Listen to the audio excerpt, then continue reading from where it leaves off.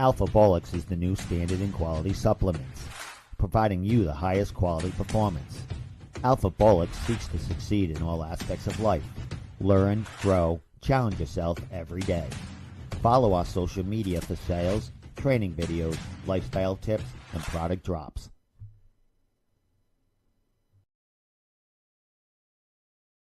Alpha Bolix is the new standard in quality supplements, providing you the highest quality performance. Alpha Bolix.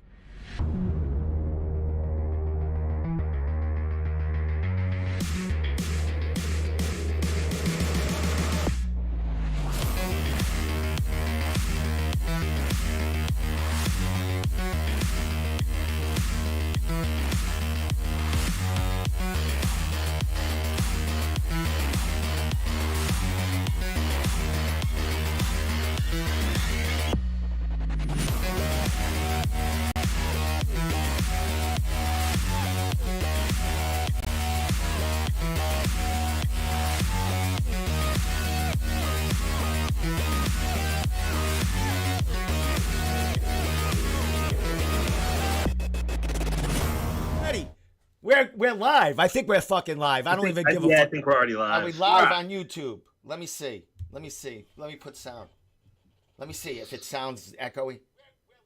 All right, we're here. We're on YouTube, guys, for the first time ever. All right. I think I used the same link a couple of times, but that's all right. And there's only 2 people watching, so who gives a fuck? Yeah, I don't know what's going on. But this is our first time on YouTube, going live on YouTube. So we shared the link to Facebook. So we'll see how it goes, guys. So what's going on? Yeah. What's going on, man? Not much, man. How you doing? Oh, we have 3 people watching right now. I'm so excited. I'm so freaking happy. We do have 543 people that are follow this page or subscribe to our YouTube channel. So you figure we're gonna, as we go, more will get on board. But right now we got 3. And that's probably 3 people from Facebook, which is kind of cool. But what we've learned from YouTube is that it's a slow, steady grind. I think we've gotten 543 over 8 months, whatever it is. It's an awesome platform, but it's slow and steady, man. Exactly. Facebook, we got a ton. We got over 1,000 in since April, when we because I think we got even more than that. I think we're at like 2,000, and when we turned the page over, I think it might have had 800 on it. So Facebook, our business page, we got like 1,200 people. So we're picking them up all over the place. Twitter we don't use much. Our Instagram's getting a lot of action now because we're putting a lot of stuff up there, a lot of news. That people that don't use Facebook get to see. So congratulations, guys, on the end of the year countdown and, the end of our first year as NewEnglandMMA.org. Lars, we'll go with you because you're on the top, and I don't know how to fix this. But, Lars, what are you thinking about the run we've been on and, how things worked out since the start? It's honestly I'm really excited and pumped where we're at right now. I kind of came up with this brainchild about a year ago, and I initially approached Travis, and he was like, I don't know if it's going to work, and then I just started building the website and reached out to you guys, and it all started to make sense, and we kind of came together. And what we've done since I started building the website probably early January of last year. I think I was done it by late April. So, for me, starting to get my hands into the website was almost a year ago. And it's pretty cool to see where we've come from and where we're at now. I have a friend who works for IBM down in Mass, and he took a look at everything we've done. He's like, dude, you need a job tomorrow. Like, I get you one. Like, he was really impressed by what we've put together in terms of our platform, not just the website, but just our media presence. And it made me pretty proud. I don't necessarily sit back and rest on my laurels, but I'm happy what we've done over the past 9 or so months that we've been live. We're a pretty good team together. I think we mesh really well in terms of our personalities. We don't take each other too seriously, and we have a passion for a sport that in this region, and we have a lot of connections, and we're just hoping. And we're not getting rich doing this. Let's be honest. We're not making money, but we just love doing it. So it's pretty awesome, man. I love it. I'm making a ton of money. I got a side gig and everything that you guys don't know about. Fucking Travis, what's going on with you, man? As far as my daughter's. I think my daughter's tuning in. She's only 17, so relax. I feel like I tell the same story over and over every year after I look back on what I've done the year before, especially in MMA. It was one of those things when I started out, I was like, oh, sweet, I'll go to a couple local fights. I'll follow this guy. I'll do this. I'll do that. And like when I started writing for Western Mass, it was a big deal for me. And but I look back on that now, and like when my fandom, my career, I guess you could say, was in its infancy, I didn't even think I'd be where I'm at today. And I feel like every year it snowballs. The snowball gets bigger. We keep rolling down that hill, and we keep collecting things. We get new tactics, new tools, and it's just one of those things where we continue to branch out. We have many ideas that are that obviously the three of us know about that a lot of other people don't. But we plan on continuing to build this thing. The snowball's not quite halfway down that hill yet, and we're going to keep getting bigger. I just see it.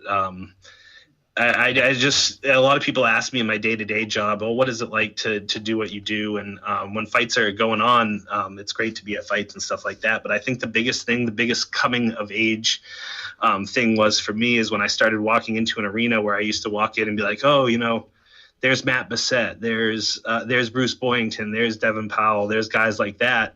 I used to walk in and think I was in their presence, and now those people are coming up to me, know me by first name and things like that. And it's just one of those things you got to be grateful for. I'm happy I can get up every day and concentrate some of my energy on a sport that I really love. So awesome, good stuff, man. I've had a ball. I've had a real good ball, man. I've been busy as far as work, doing this and hanging out with you guys, making a lot of connections. Not only are you guys, build a website and take over kind of New England media, because we are the only ones kind of reporting here, except from, some other media sources outside of New England that, have been following our fighters for a long time, that is still giving them, play, and also, the big names we have in the UFC. Of course, they're going to get the biggest guys on it, but there's not many of us around in New England right now. A couple of us have moved on. Like Mike Heck, I think is writing for who's he writing for? One of the major news sources. So he's not local anymore. Yeah, it's a weird landscape, and that's essentially why I wanted to start this. Was that like I felt like there was a niche that we could fill. Shout out to Dan Pinnell, who started Northeast MMA and Mass MMA. Like, that's where I first started following the sport. And obviously I judged for a long time, but Dan Pinnell did a really good job with all that stuff and doing rankings and whatnot. And once he kind of left the scene, no one really picked it up. We have guys doing podcasts, but we don't have guys writing articles or doing rankings or having a database, things of that nature. So, it's pretty cool to see what we've done in a short period of time. And we're not doing this for us. Let's be honest here. Like, we're doing this for the fighters. We're doing this for the gyms. We're trying to get these guys recognition to get to the next level. And we just have a passion for the sport. Like, if we can make a full-time job out of this, we would love that. That's like our dream. Will it ever happen? Maybe not. But dividing everything by 3 makes it pretty difficult to make this actual earning income where your wife isn't looking at you every night like, what are you doing here? So where's labor of love. This is a passion. All this time is going here. You could be out digging ditches and making highways and stuff and making extra money on a side job. You know what I mean? Right. Yeah, exactly. Dude, what's funny? Like, so I'm watching this from YouTube, right? So you know how they have the thumbs up and the thumbs down? So we got 2 people watching, and this is how funny. This is like haters and stuff like that. We got 2 people watching, or we had 3. And we got 2 thumbs up and 6 thumbs down. How does that happen? I fucking love it. We got an octopus out there that don't fucking like us. Go fuck yourself, motherfucker. Hey, we are on we are on YouTube now, so we can say a little more nasty things to like people. I could be imagining this too. It could be not right. I could have hit it 6 times. I don't know, but go fuck yourself anyway. Well, tell them they can put their thumbs down into our buttholes. Leave it at that. Right there, your thumbs right in our buttholes, or your buttholes. I don't know. It's fucking. And I don't like it. Lars gets fired up and starts getting Tourette's come out of him and shit. I don't know what's going on with him. Hey, the thing is, if they're putting there to put the thumbs down, we're getting a view, so they're doing us a favor. That's what I meant. I like we had 3 people tune in, but we got like 8 reactions. Like, how does that happen? Like, they're probably waiting for us to stop talking about ourselves and actually talk about like what's going on. So, I get it. Nice. Oh yeah, we're an MMA podcast, and Bellator is tomorrow night. Oh, that's right. Hey, one last thing I want to say before, like, you guys were talking about, the website and launch. Just imagine if there was local fights going on. What would be going on with us? Like, I mean, not that we're struggling, but we're digging for any kind of content that we can get. I mean, not that I mind doing it. I love doing it, but, I've had to reach out to bare knuckle boxing because, fighting championship, because there's no other action going on except, UFC. And, them guys are kind of untouchable for me. So, what would happen, Lars, if shit was going on here? Well, that's part of, like, I guess where I was trying to get at with my earlier comment was, we started back in April or mid-April. So lockdown happened, coronavirus came mid-March. We were planning to launch literally 2 weeks after the lockdowns happened mid-March on the heels of Cage Titans back-to-back shows. And we had everything prepared. We're ready to roll. We're ready to launch. Let's fucking do this. We can't wait. And then, by the way, there's a pandemic and nothing's going to happen and all these cards are canceled. And we're like, what do we do? So we kind of sat on it for a few weeks. And then we were like, you know what? Screw it. Everything's built. We're ready to roll. Let's just do it and just see what we can do with it. Mid-late April. And, the fact that what we've done with no regional content is pretty freaking awesome. I'm proud of that. And I was thinking about that today. I was like, you know what? We're producing content as best we can and following guys as best we can. But our whole motto and our whole philosophy of this website was to be going to live events and to be reporting live and to be engaged in regional MMA in New England. And we literally have had one event since mid-April since we launched. And the fact that we've still been able to produce content is awesome. I can't even imagine where we're going to be at when events are actually happening. I'm pretty pumped about that. And I'm excited, man. But we're trudging through the shit right now. And I know we're going to get to the other side. And once we actually have like regional MMA events in New England where we're going to once every other week, we're putting content up, like that'd be really cool. But it is what it is for now. We're just trying to do the best we can, and we're not going anywhere. We love this shit. Well, with that said, meshing regional with national and world MMA, we have some fighters that are participating in not only Bellator, but also Peter Barrett is fighting on the UFC. So let's talk a little bit about that. Travis, you came out with an article today kind of spotlighting all, I think, how many fights we got? Five New England fights? Well, there were 5 until Nate's fight got canceled at weigh-ins today. And I think I do have a picture of that. Let me see right there. And I have so I made a little poster. It was kind of like your ad. Your clip of your interview, but I put, little words, I'm fat, on his opponent's forehead, and Nate's unprofessional. So, you know how I got to just do things. So, so the guy comes in, what, 6.8 pounds heavy? Is that what's going on? Yeah, 6.8 pounds over the 156-pound lightweight limit. So it's really a slap in the face. Looks like he didn't even try. Nate and I know Nate drops a lot of weight to get to 155, so it's not something he does overnight too. So it's a slap in the face. This guy, what is it, Yamauchi? I mean, extremely talented dude, and I don't think this is the first time he's missed weight. For some reason, I feel like he's done this once before, but yeah, he's 25 wins as a pro, 4 losses, 20 of those wins by submission. It's kind of a gaudy stat in itself. But Nate's got 10 submission wins.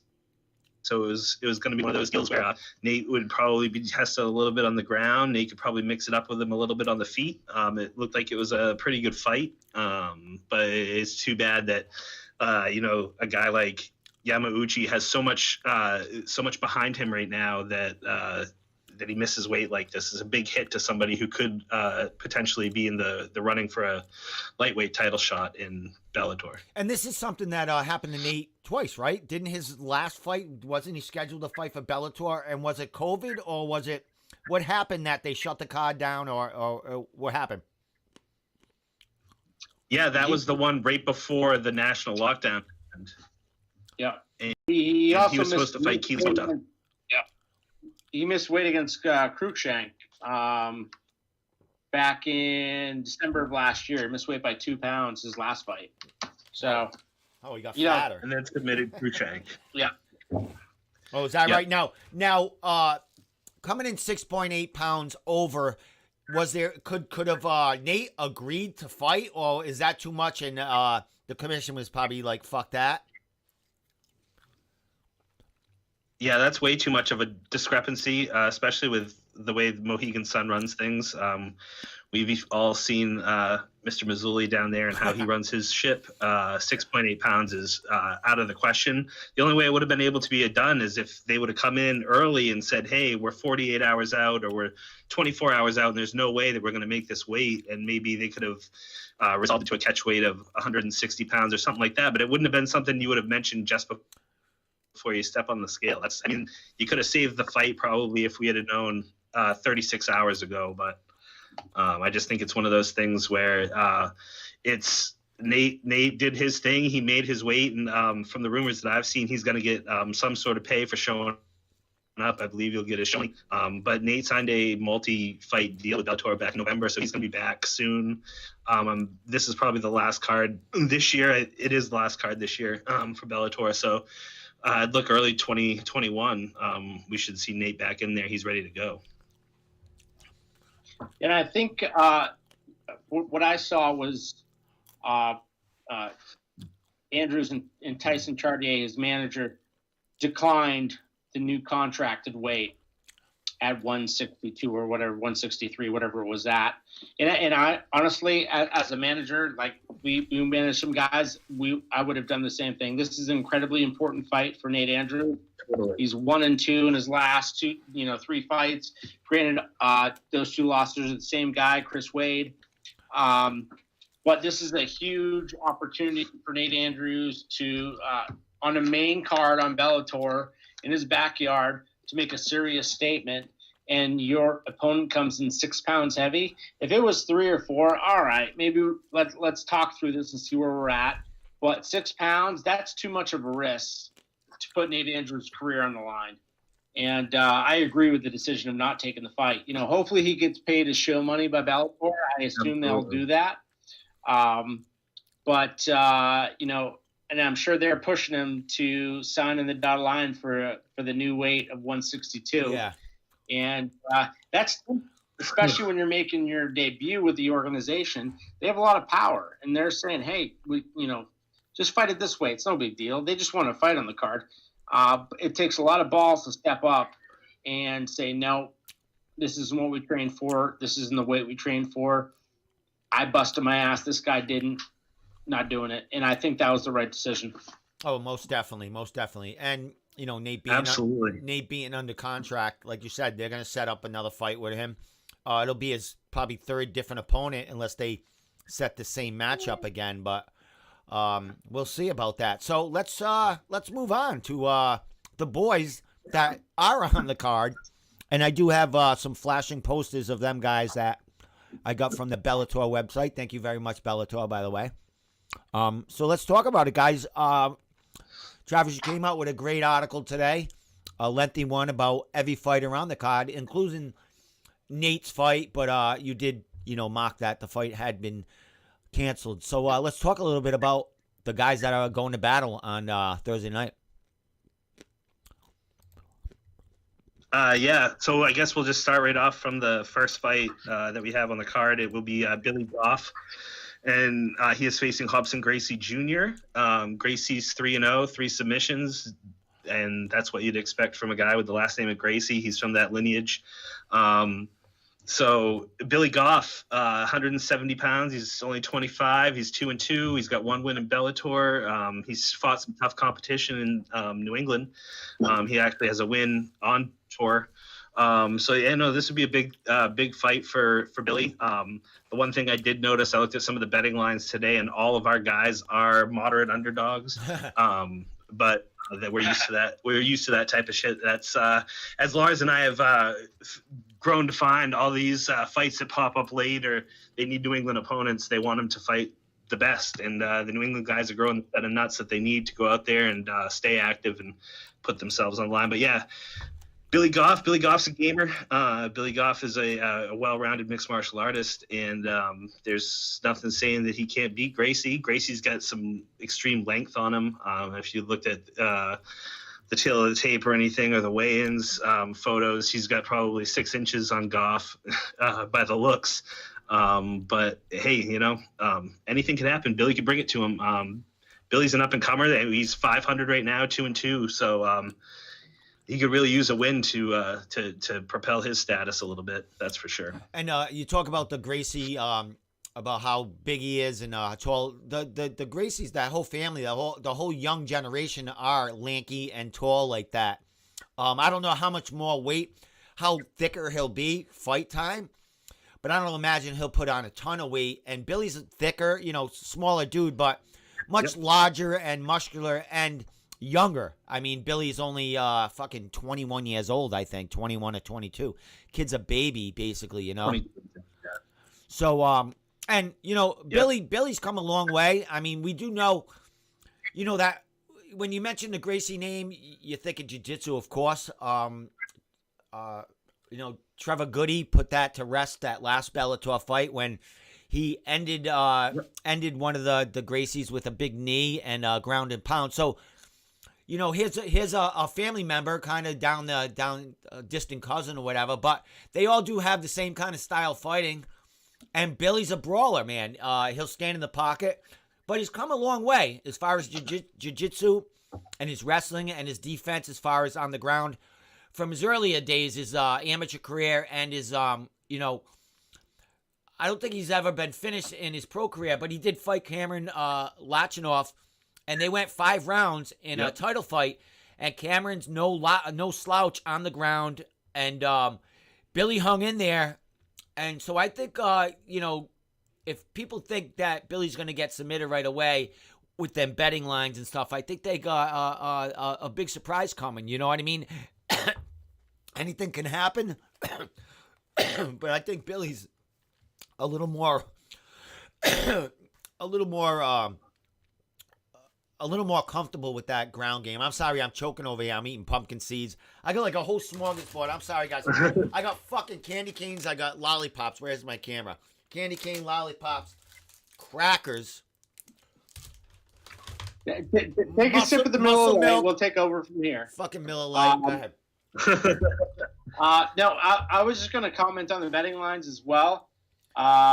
Looking at them, these New England guys are getting no respect whatsoever. Goff is a plus 400 underdog to Robson Gracie, who's minus 500 on the flip side. And, it's a 4-1 underdog. That's pretty big.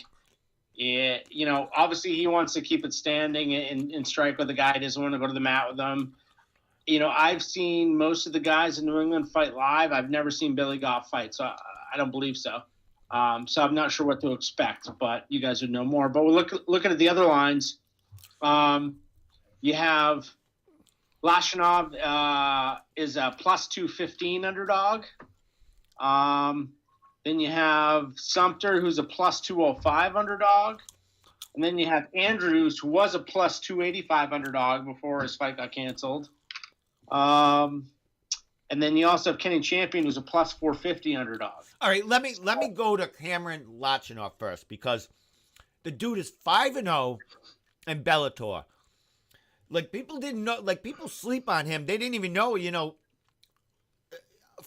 in Bellator at the welterweight, right? You got a guy coming in. Yeah, and he's got You got a guy coming in who's never fought for Bellator. He's never fought in the United States. He's coming in from, I think he's from Russia, and he's favored. He's checked. Yeah, I don't know how that makes sense. Like, how is that? Like, is it because, I mean, the kid doesn't finish fights. I mean, he might have a couple of finishes, but he goes to decisions also. So why is he the favorite in this fight? One of his wins is against Christos Gallegos, or I believe that's how you say his name. He's in the UFC. He beat him by split decision, but you're right. One finish in his 9 wins. And the other kind of drawback on him that I was noticing is he's got a no contest in there. And the no contest was a decision that he had lost unanimously to the judges. And they did they went and reviewed that, and 12 of the commissioners decided that he had actually won the fight. So they ended up making it a no contest. Which is kind of a weird thing. Like, you don't see that very often, where the judges' scorecards are so weird on fight night, and they actually go and do something about it. So that's kind of cool. But, 8 decisions. A couple of them are split. All the fights are overseas, but he does have some tough competition in there. If you look at some of the guys' records that he's fought guys with 50 fights, and he's beat them. So I don't know. It's a tough one, because Cameron has won 8 straight. He just beat the undefeated prospect last time out, walked through him, literally put his hands down and walked through the guy. And Cameron is tough all around. Like you said, he doesn't get the respect he deserves. They tend to give him some of the lesser known names. Starting out his Bellator career, he was fighting other New England guys a lot of the time, and now he's fighting guys with a little bit of hype behind him, and he's got a chance to really make a name for himself. It's good for Cam because he's always working hard. And I mean, the biggest thing for me was, and I wrote this in the article, but it bears mentioning that when he was asked after the fight why he put his hands down and walked through the guy, he said it's because he's in there to either get the win or to die. And he's literally in there every time and putting it all on the line, and you gotta respect a guy like that. Cameron's been fun to watch over the years, so I'm excited to see him back in there. Lars? Yeah, I first off, Travis, your internet sucks. Yeah, I was gonna listen. Stop for a minute. I was like, Lars is gonna say something about fucking. I'm like, but I don't know. I don't know if Lars can hear it like if in real time or something. Yeah, I can hear it. It's like, God.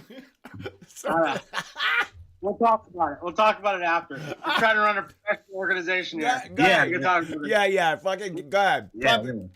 So anyway, so doing a little bit of research into this fight, looking at the betting lines, I think they're way off, to be honest. Because when I look at this kid, I don't know much about Shamil Nikayev. He's 9-0. He's from Russia. They're bringing him over. He's fought his whole career for ACB, which is Absolute Championship Beirut or Berkut, something like that, which is a pretty good organization out in Russia. But typically they feed you guys who you can beat, who have, crappy records or whatever. The records may look at you. You have to dig into who he's fought on that circuit. And he just beat a guy who was 35-6. Well, that guy who was 35-6 was not that good, and he fought cans his whole career. He beat a guy who was 14-5 before that, Christos Gallegos, who's not bad. Before that, he beat a guy who was 15-8. That guy wasn't that good. So this is a padded record. He's never fought in the United States. He is fighting for the second biggest promotion in the country, in the world, against a guy who has been under this spotlight before. If you're a betting man, bet Cameron Lachinov tomorrow. I will guarantee you that you'll make some money. I'm a betting man, and I'm going to put some money on it. I can get I'll put some money on it with you. Can I say that? Yeah, 100%. Right. I mean, getting Cameron Lashinov at plus 215 is retarded. This should be at worst an even money fight. Otherwise, Lashinov should probably be a minus 150 to minus 200 favorite. And we're getting the flip side of that. There's money to be made here. This kid is not ready for Bellator. Cameron's been active. He's fought much better competition. He's got good training partners. He's got good management. He should roll through this kid, and that's a really easy way to make money right there. Excellent. I agree. Travis, do you know anything about this kid? Hello? I mean, what little I know is what I spoke upon. Am I breaking up again? No. I have a Jeopardy fucking countdown. I was gonna hit it, but I was too late. Oh, okay. No. Now I'm self-conscious of my internet. No, it's fine. It breaks up. No, I mean, what? Go ahead.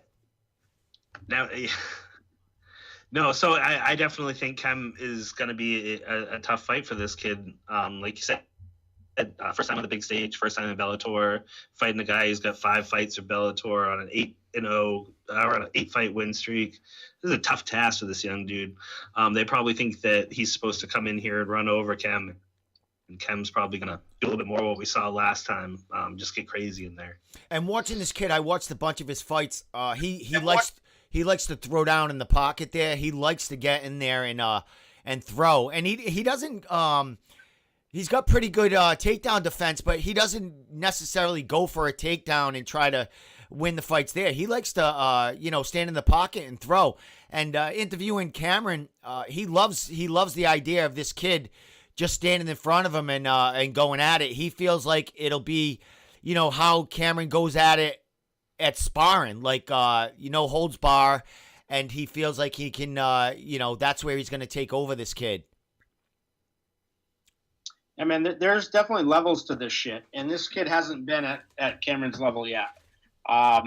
Fighting in Russia on ACB is not the same level as fighting here in the United States at Bellator, and this kid has never seen that before. So that's where I put my money is the discrepancy in competition that they faced previously. He's been groomed from the beginning. When you have a guy who's 6-0, 7-0 fighting a guy who's got 40 fights in Russia, pretty good chance, and you're undefeated, pretty good chance they're grooming you to get you to that next level. And that's what they've done. But a lot of times they do that in a way where they haven't exposed him to the level of competition that he needs to see to fight over here in the United States. And, is he signed by Bellator, or is this just a one fight kind of deal for him and see how he does? I mean, is this one of their kids that they want to bring up? You would think, Cameron's only, I think, 32 years old. I mean, he's not an old dude. He's 5-0 in Bellator. He's done everything they asked for him. He's fought on every fucking undercard. I think he's fought on the Doc fight a couple of times. Do you think, this is an opportunity that they're giving Cameron, seeing that they're giving a kid that having his first fight? I mean, Cameron must have been salivating when they offered him this kid, or, and I don't know how this fight came about. I don't remember talking to him about it, but what do you think Cameron's thinking about this? And I mean, come on. Yeah. Well, that's the thing. If you know Cam, that this could be a trap. And it could very well go the other direction. If you know Chem, and Bellator has seen him 5 times, they may know something that ACB didn't know with this guy. I don't know. I could see it go either way. I mean, it could be. I think Bellator doesn't have any money to lose on this fight because they know they can bring Chem back, and they know that they can probably have their pick whether they want to keep this kid around or not. So it's kind of like a win-win for them. Chem beats another undefeated guy, and you can put all your money behind him very easily. So I think it's kind of a win-win for Bellator. Get this other guy, some exposure over here in the States and see what he's actually made of. Excellent. Well, let's move on. I give it. I say Cameron finishes this kid in the second round. I don't know how he's going to do it. Probably by, TKO. But I think Cameron's just a beast, man. I mean, he's just, he's that good, and he's just got the heart of a fucking bear. So, well, Dave, Steve, take out your pension dollars from your postal service gravy train and put some money on Kim Lockenhoff tomorrow night. Let's go. I'll put $50 on him tomorrow. That's all you're getting out of me. I want your whole USPS. Hey, wait a minute. I don't bet. I don't even do scratch tickets. But what's $50 do? What's $50 get me with? We'll win you 110 or 105, something like in that range. Really? All right, I'll put $50 on Cameron tomorrow. Yeah, he's plus 215, something like that. So you put $100 down to win 215. Excellent, man. Well, it's worth it. Yep. So, guys, a couple of more guys on this card. Veteran. We'll talk about Justin Sumter first. I don't know his opponent. I don't know much about what's been going on with Justin. He hasn't fought in a while either. Was he supposed to be on that card that got shut down too for Bellator?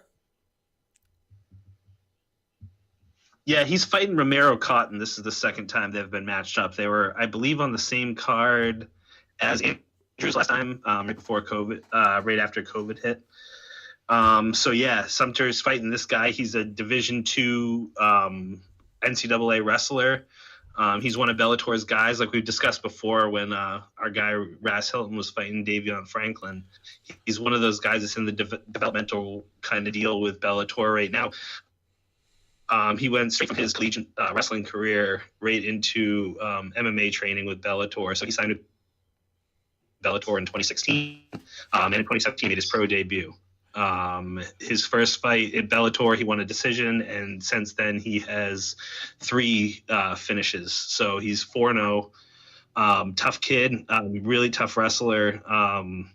But this is definitely the best competition he's going to have faced with Sumter. Sumter's, yeah, like you said, he hasn't fought in a while. He lost to Ian Heinisch, came back and fought Regivaldo Felix, beat Reggie Felix at the last Bellator he fought for, and then went back to the Contender Series and lost again in the first round to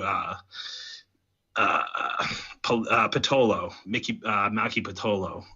He lost to on the Contender Series. So it's really, you could look at his record, Sumter's record, and say, oh, he's lost 2 of his last 3. He's in a really tough spot. But 2 of those were first round knockouts, but they were on Dana White's Contender Series, so he's fighting the best guys. So this is definitely a step up for Cotton. This is going to show us a lot about what he has to bring to the table. But this could be a big, I said in the article again, he could be riding a ship, Justin Sumter, with a win against this guy. Yeah, Justin losing twice on the Contender Series, I don't see the UFC looking at him. I think he's definitely fighting for I would imagine a Bellator contract at this point, looking to do good since his last win was for Bellator, right? With Felix, correct? Like you said? Yep. Felix. Yeah, so this is a, and that was a war. That was a great fight. Yeah, and Justin was almost finished in that fight also. I mean, that was a tough fight for him. Back and forth. That was such a good fight. That just came to mind how good of a fight that was. That was really good. So, so another one of Bellator's guys here. I mean, but what the hell? It seems that's all that our guys face when Bellator comes to town. Yeah, it's one of the. Yeah, that's what they're doing. Like, yeah, when they're in our backyard, they can kind of poke and prod and grab who they need to. It's definitely a winnable fight for Sumter. This guy's fought for Bellator for a while, but he hasn't really fought, great competition. I think the guys he's fought, they're like 500 combined record. So he's never seen somebody at Justin Sumter's level before. We'll see if he can implement his wrestling game. If he can do that, it could be a long night for Sumter. But if Sumter can keep it on the feet and keep it at range, he could make a statement. And again, I don't think this line is accurate from a betting perspective either. So I'd put this closer to a coin flip than where they have the line currently. Excellent. Well, let's move on to when you talked about the lineup. Kenny Champion, who we're going to talk about right now, he's second, and Billy Goff is the first fight. Yeah, that was originally flipped around, but when they moved the Nate fight, like the whole card got scrambled up, and Davion Franklin moved to the main card, and then they like lined up the prelim card, because when I first looked at the fight, Kenny Champion was supposed to be first, and then Billy was supposed to be later, which would make sense. Usually, it's kind of like a build-up, and then with Goff fighting Gracie, I would think it would be a little bit higher on the card. Yeah, I don't know what's going on there. Maybe Gracie's going to catch a plane back. Well, he's from fucking New York, so he ain't catching anything. So, right. Kenny is fighting one of Bellator's guys. I do believe that his opponent is signed by Bellator, I believe. Big time wrestler, and this is what this kid's gonna do. He ain't gonna stand up with Kenny Champion, because that's what Kenny does. Kenny's pretty damn good on his feet, very fast, very athletic. He's got some power there. So I see this kid trying to take Kenny down and just submit him and get the hell out of there. Yeah, that looks like the book on it, for sure. Yeah, I mean Kenny's. We were talking to Kenny for a little bit, and I didn't realize how old he was. He's close to 40. How old is he, Travis? Yeah, I believe he is 40.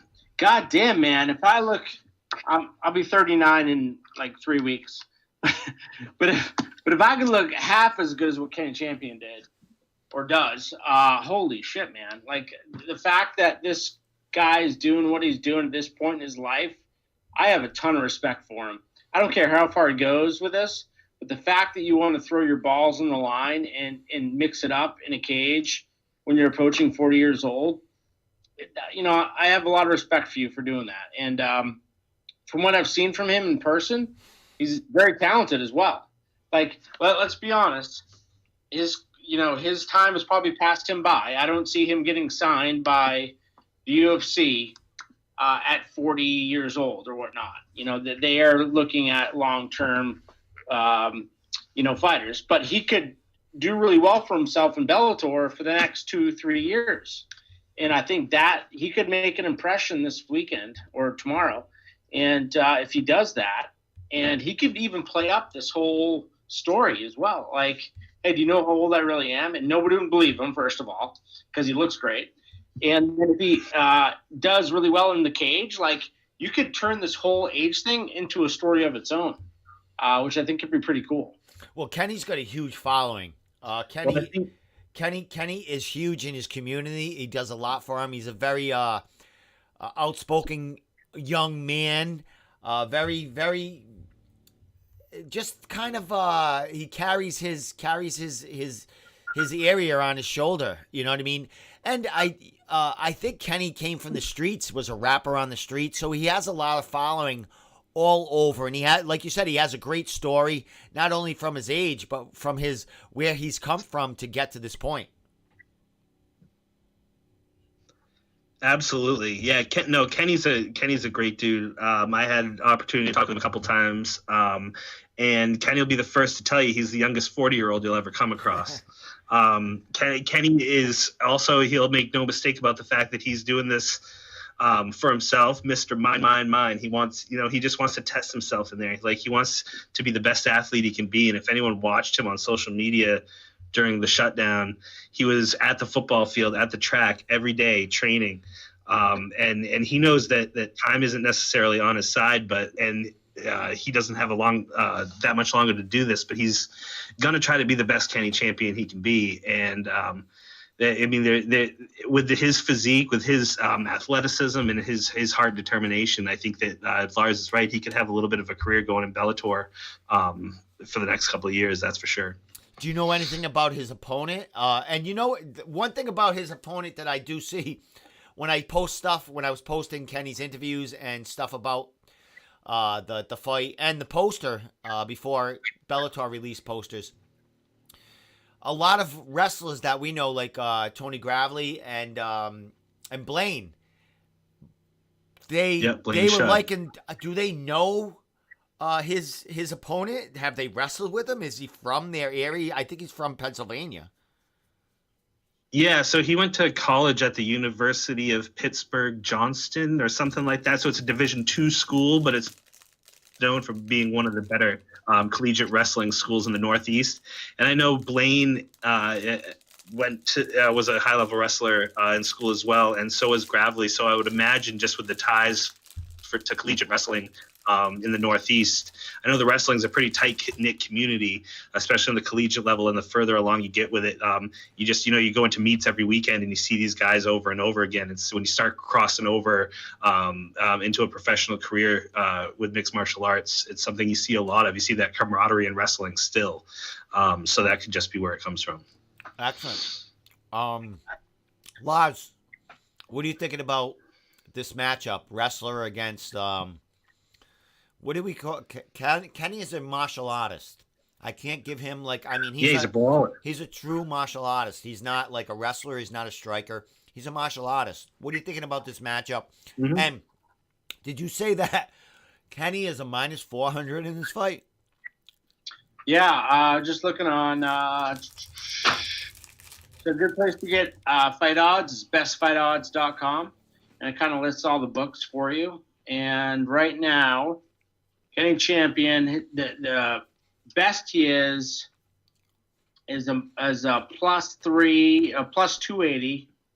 The worst he is a plus 475, mostly falling in that plus 400 range. So those aren't good odds. I would assume that, I don't know much about the match. I don't know much about Cody Law, but I would assume he's going to try to get Kenny to the ground and grind him. And if he can do that, it could be a long night for Kenny. But, so we'll see. Who's going to impose their will, right? That's what it comes down to. And if Kenny can keep his back off the mat, he's got a really good chance to win the fight. But that is a lofty task with a guy like Cody Law, who's got the wrestling pedigree like he does. And currently sitting at a minus 600 favorite over Kenny Champion. Well, it's a great opportunity for Kenny. He's taking full advantage of it. It's Mr. Mind, and he's fighting not too far from where his area, or not area, Connecticut, but it's his hometown. Yeah, Hartford, man. So Hartford boy, born and raised. He was mentioning it earlier. He's super proud about that. Excellent. So good for him. Good for our bunch of fighters. Bad for Nate.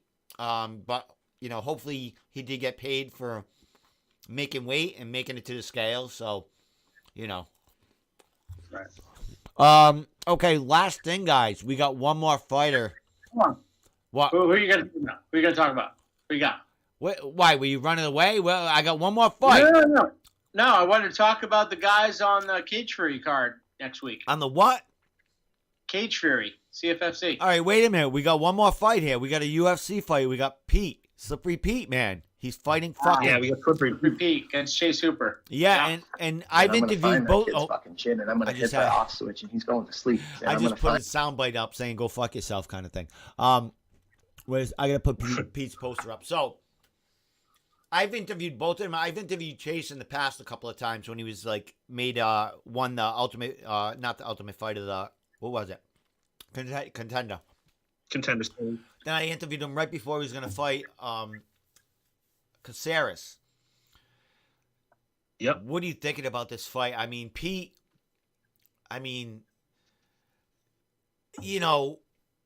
Watching that last fight, Alex Caceres put a hurting on fucking Chase Hooper. I mean,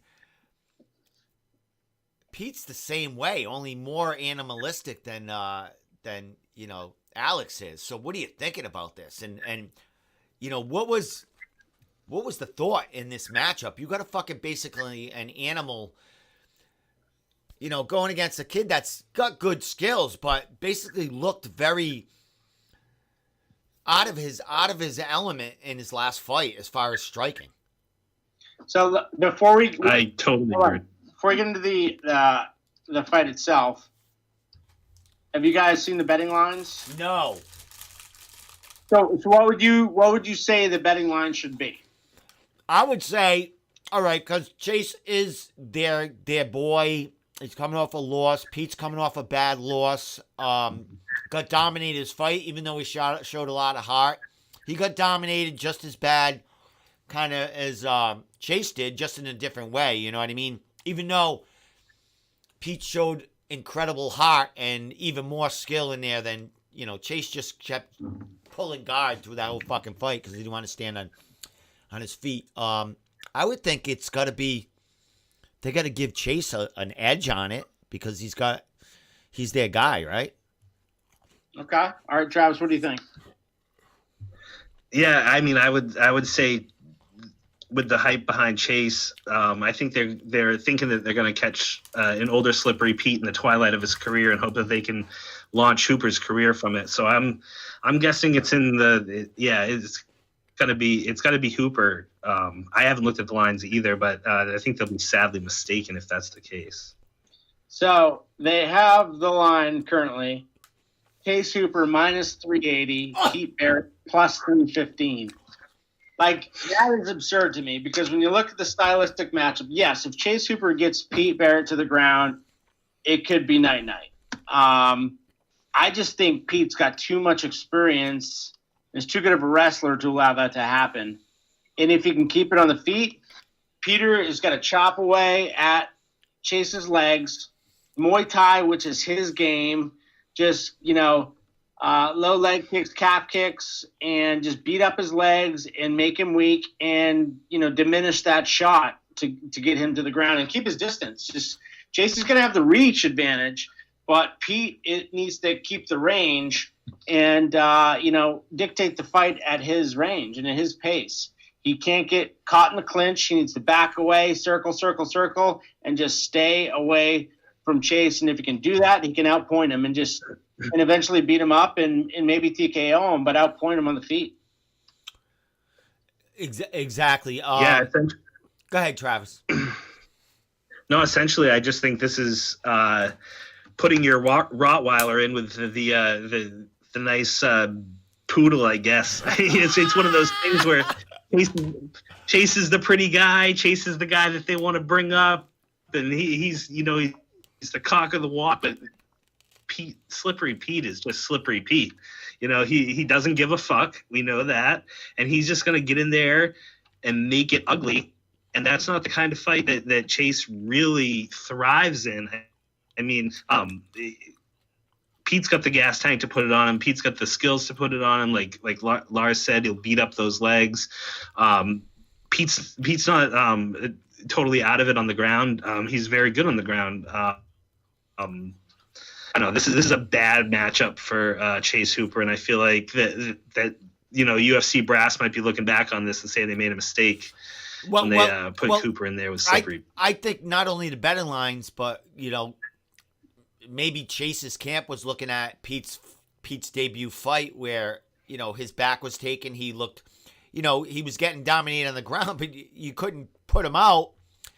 And let's not forget, Pete got a nasty shot. He got that kick in the beginning of the beginning of the fight.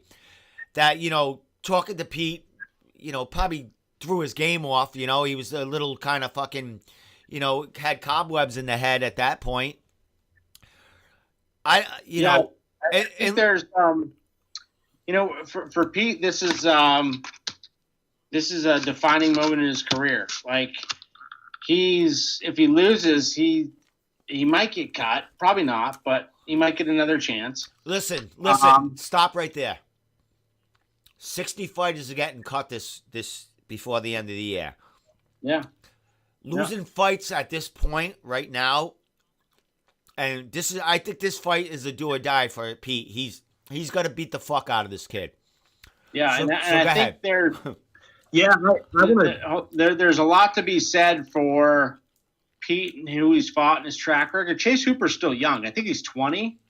Like they threw him into the UFC at a really early age. Like Pete Barrett's been doing this for 10 years on the regional scene, fighting the toughest guys.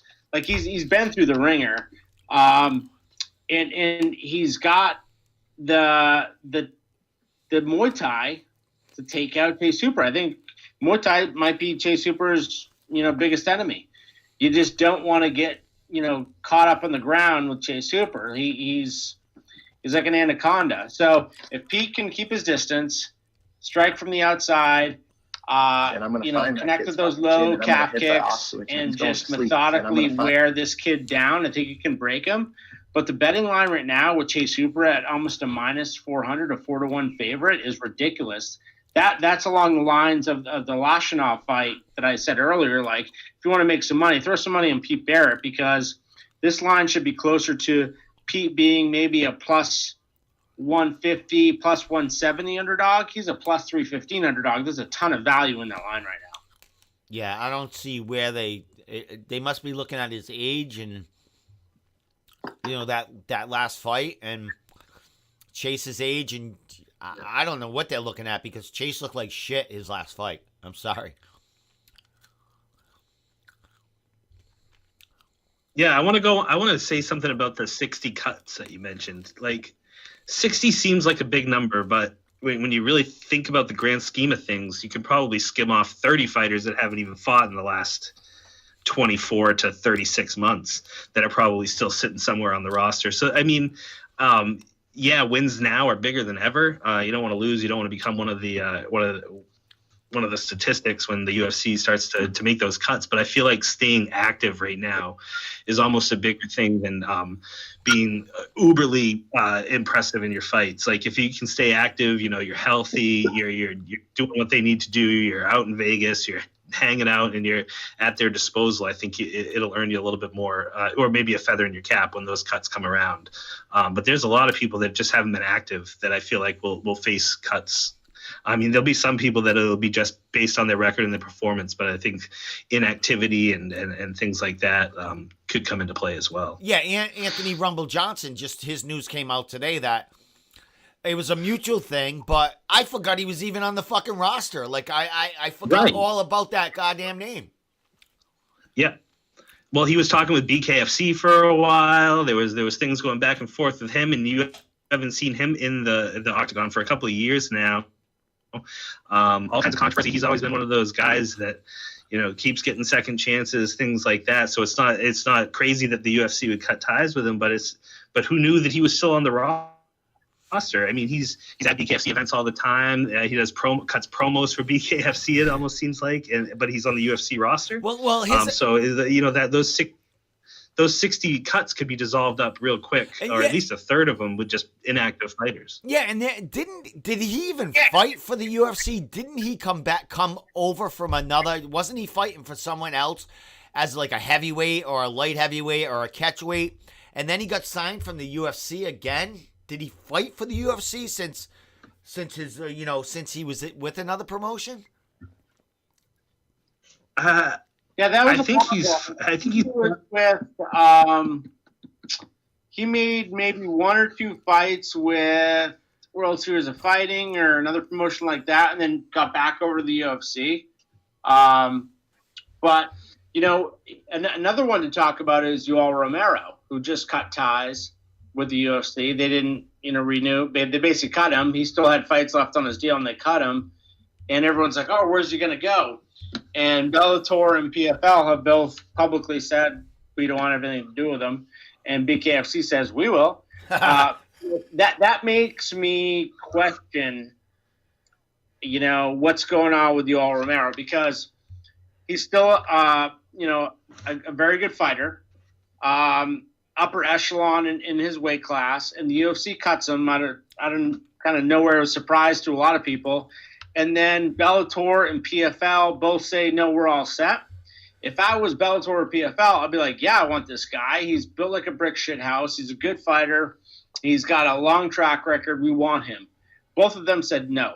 That leads me to believe that there's something behind the scenes with Yoel Romero that nobody wants to touch.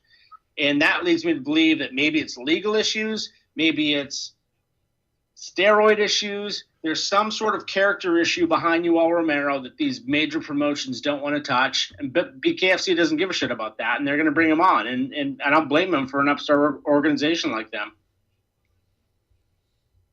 Well, what's the last big news we remember from Yoel Romero? Didn't he sue the UFC for defamation of character for missing weight or something? Wasn't it the supplement thing? Wasn't it the supplement? He made a ton of money because he sued them.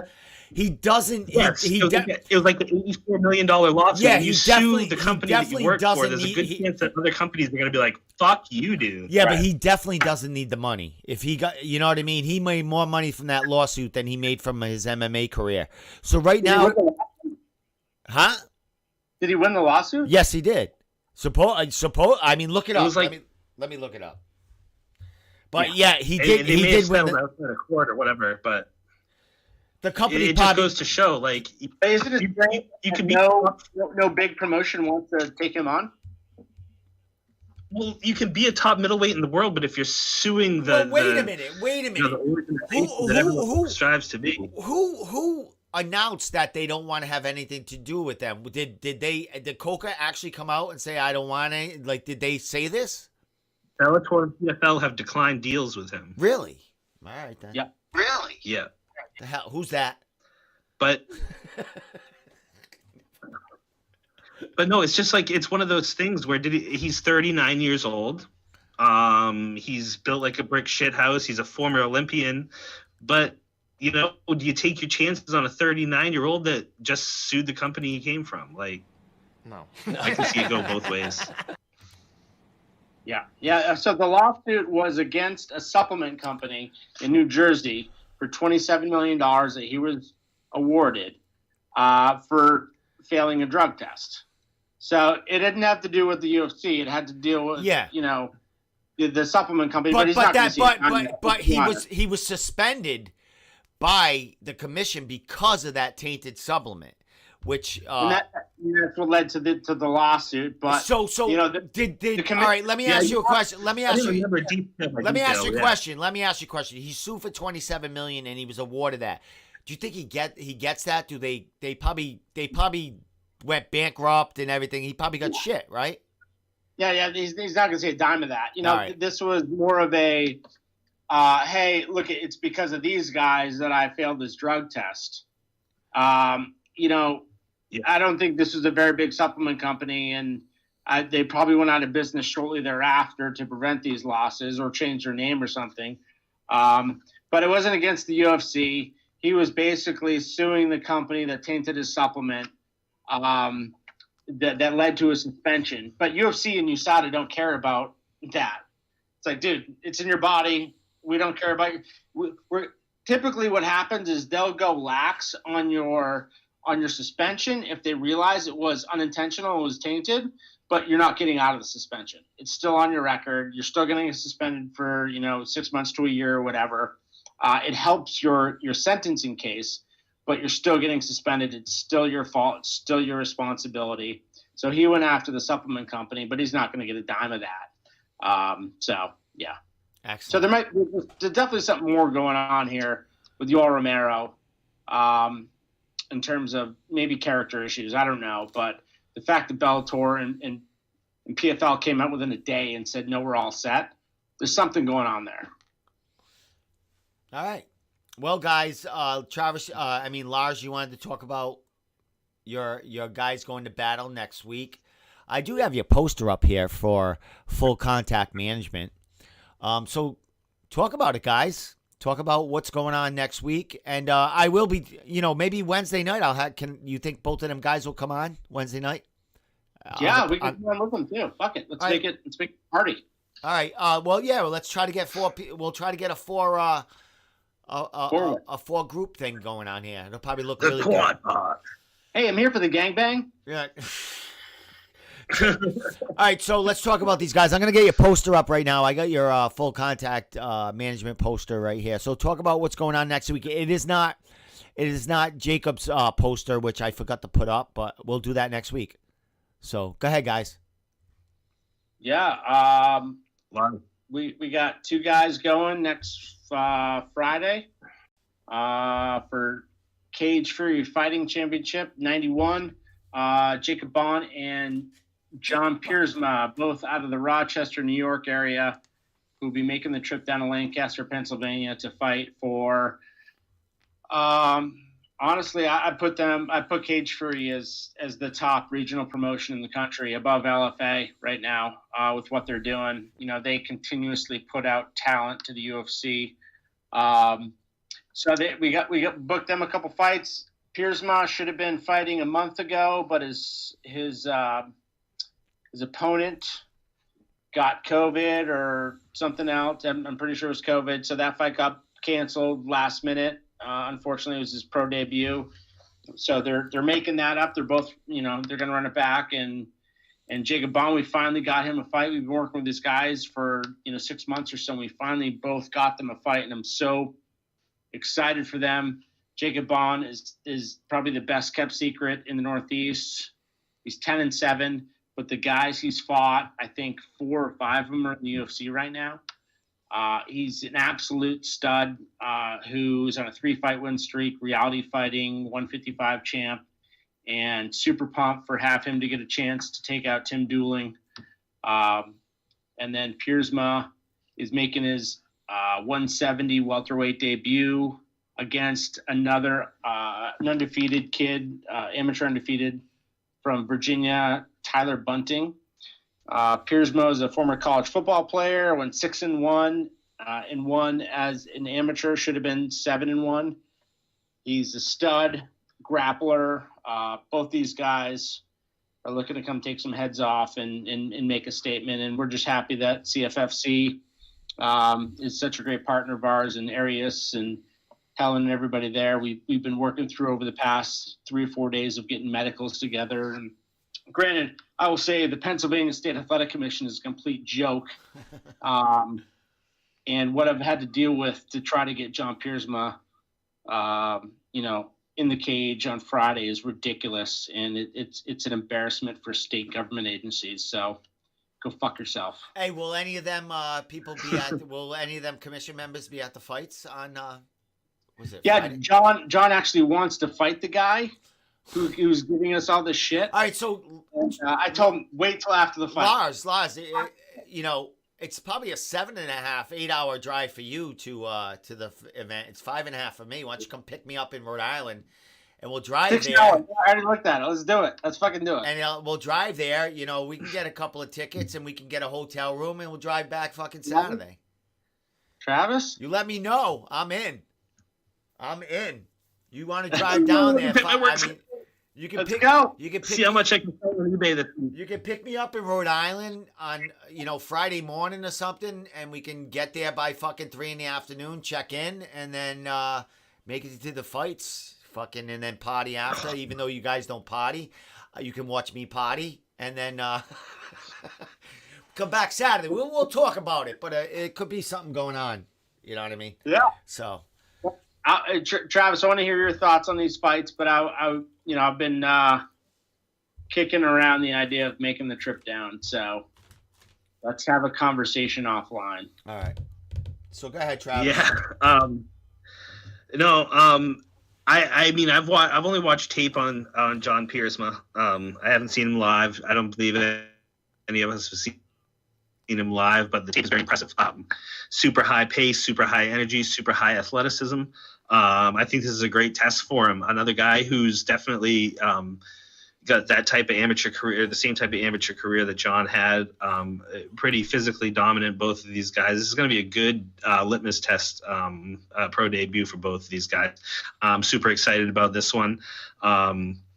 Bunting typically would fight at 85 as an amateur. I did notice that, but also Piersma made his amateur debut at 85, so these guys aren't too far off in size. So yeah, no, that's a great fight, but the one I'm more excited about, and I don't know why it hasn't come to me before, is this Bond dueling fight. It's got fireworks written all over it. These guys are both fun to watch. They both come forward, both super high level guys. Bond's probably advantage here is definitely going to be in the grappling department, working submissions, things like that, keeping the fight close. Dueling super fun to watch. Super aggressive left. He's pretty active with that. He should try to keep Bond at bay with that left hand. But I don't know. It's a great matchup. I I really like it. It should be exciting, and it's definitely one. I've had promoters come up to me before and ask me about potential matchups. This is, I mean, it's kind of set in. I mean, it's kind of written on the wall here. I mean, dueling typically does fight at 45.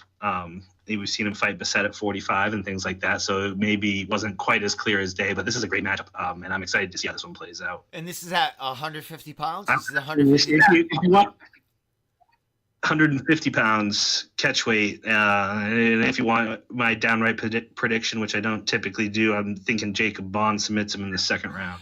One thing I'd like to say before you jump in there, Lars, is Jacob and Jonathan, they train together, right? I've seen them in multiple pictures together. Yeah, they train together a couple times a week. Jake has his own school of the Rochester area. And then, Jake's, I think 31, 32, early 30s. And then John, he lives in the area. He trains out of Synthesis BJJ under Casey Lamb. John's only 24, I believe, so he's a little younger, but they cross-train together. Both are stud grapplers. Jake is the one who actually, when we first signed Jake under management, he's the one who turned me on to John. I started watching some tape, started having some conversations with him, and I was impressed. And I was like, this is a guy we can invest some time and effort into. I think we can help him get to that next level. He's got it. His striking is pretty legit too. The only guy he's lost to is Isaiah Sakiel, who's a stud. He's, I think, top ranked welterweight. And that was like that was a quick fight, and Jonathan was like he beat him in the first round. So Piersma beat him in the first round. Yeah, he was looking good in there. Yeah. Had his back, backpacked him for most of the first round, and then towards the end of the second round, it was a close second round. Got caught. It was mostly on the feet, and then John got caught with a head kick, with 10 seconds left in the round, and got TKO'd. And in a professional fight, they might have let that go a little bit longer, but as an amateur, they're going to stop it. If you get rocked like that. And then he also has a draw against Ryan Jarina, who supposedly is one of the bigger studs. He's like number. I think he's number one in the Northeast for that, or has he was put there by not so great websites, but you know what I mean. Yeah, if you go back and watch the Piersma fight, and I'm a former judge, and I know how to watch these fights analytically from a judging perspective. It was a complete hose job. John Piersma won that fight. They gave Jarina a 10-8 round, the second or third round. I think the second round, and it was a joke. John won that fight. John should be 7-1. He's now 6-1-1. But he's a stud, man. The kid's a grappling wizard who just got his purple belt, who is developing his striking, which is pretty scary, and he's a big dude too. So. And you know what I love about both these guys is they're super professional and they work their ass off every single day. They're in the gym every single day trying to get better, and that's what they want. And it's so fun to work with guys like that who have that passion and that drive. I look forward to waking up every day and dealing with guys like that versus, some others that I've dealt with recently. Excellent. Okay, guys, anything else you want to talk about before we end this thing that's been going on this podcast was supposed to last, 40 minutes, 35, 40 minutes? This half-hour podcast. Yeah, we're well over an hour and something right now. I don't even know where the fuck we are at this point. But all right, so guys, last things. What do you want to say before I let you go? I'll just say it. New England, we love you guys and enjoyed the last week or so of fights for 2020 and hope 2021 brings us a little more prosperous regional scene. We need to get these guys back in the cage, and we need to start doing it on a regular basis. So hopefully, I'm not a big superstitious guy. When the calendar changes, hopefully we lose a little bit of this COVID-19 that's been holding us down. We can get back to doing what we do best, and that's covering the best athletes in the United States. So we're really looking forward to getting back just as much as you. So let's look forward to this last week that we have before the new year, and hope that 2021 brings us a little bit better set of circumstances. Go ahead, Guy. Go ahead, Lars. Your turn. I'd say, for Christmas, first thing I'm going to buy Travis is some new fucking Wi-Fi. Secondly, I'm going to make sure that we can hopefully get some fights going on early. In my opinion, we probably won't see regional fights in New England till July, August, September, October timeframe of next year. So, 9 months or so, which sucks because we started this website based on the fact that we wanted to cover regional New England MMA promotions and follow the stuff around. So to think about that we might be a year and a half into this endeavor before we're actually allowed to do what we want to do is kind of scary. But we're not going anywhere. We'll keep covering the guys on the national level. We'll be putting out content here and there to make it interesting. Steve's obviously killing it on the podcast. I don't think it makes sense to do a new rankings yet. There just hasn't been enough activity to make sense.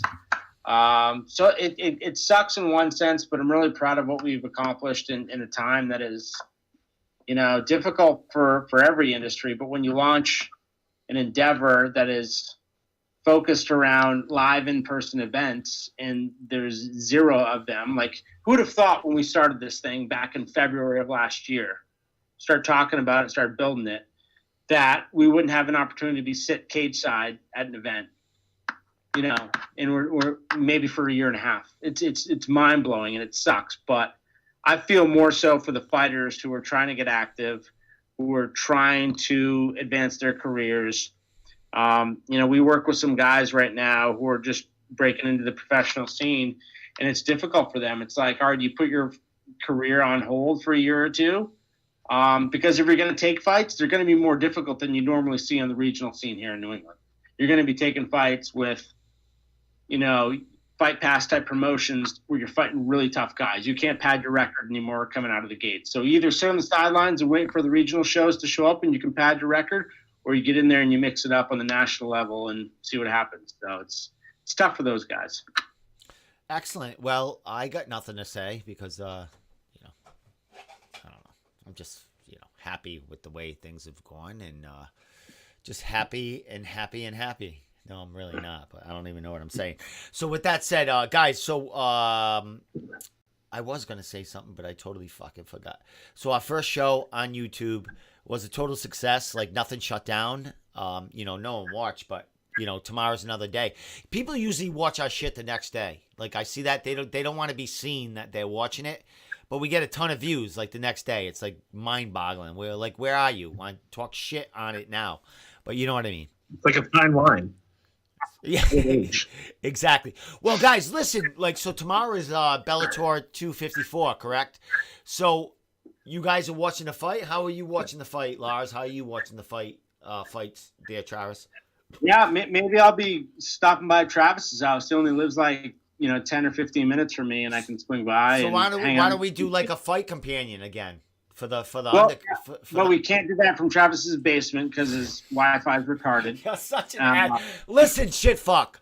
You can do it from your phone. Just put your phone on like a little... He has dial-up, and it's really good dial-up though. But it's dial-up. So deal with that.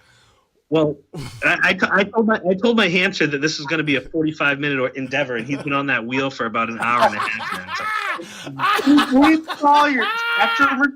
Jeez, it's killing me. Oh, God. I love you, but your internet sucks. All right, guys. If you want to go live, I'll be I'll be here tomorrow night, jerking off and watching the fights. If you want to come on, we could do it. If not, I don't give a fuck. I'll be talking to you anyway. So. Let's make some money. There's money to be made. Oh, that's right. Night. I gotta give you some. I gotta send you some money. So, with that said, don't go anywhere. I'm just gonna end the show, and that's it. So, with that said, our first show from YouTube. I don't know if anyone was watching, but we did get. Hey, dude, we did get up to 5 thumbs up. Did you guys put the thumbs up? Yeah, one of them was me. How about you? All right, so we got 3 from outside, and we still we're still at 6 thumbs downs, but that was all good. That was same fucking douchebags So I also have something down there because I didn't like because Tractor's internet. I'm gonna do that. He's such an ass. All right, with that said, we out of here. All right. All right, don't say anything yet. Where's that video?